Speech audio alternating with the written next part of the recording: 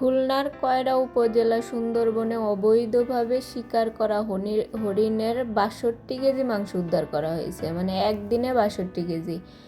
আর জানুয়ারি থেকে এ পর্যন্ত ২০৪ কেজি হরিণের মাংস উদ্ধার করা হয়েছে, অথচ একটা শিকারীকেও তারা ধরতে পারে নাই। ৬২ কেজি হরিণের মাংস বের করতে তারা কতগুলা হরিণ মেরে ফেলছে।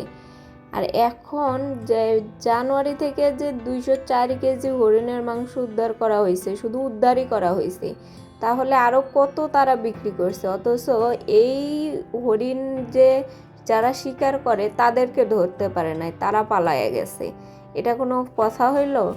তারা এই যে এতগুলা হরিণ মারতেছে প্রতিদিন, যেগুলো উদ্ধার করা হয়েছে ২০৪ কেজি জানুয়ারি থেকে, আর একদিনেই ৬২ কেজি, তাহলে আরও কতগুলা হরিণ মারছে তারা। অথচ এদেরকে পুলিশ ধরতেই পারতেছে না। এরা কি করে ধরবে? মানে শুধু নিউজ করে যে উদ্ধার করা হয়েছে, কিন্তু কারা করছে তাদেরকে আর ধরতে পারে না, তাদেরকে আর ধরা যায় না।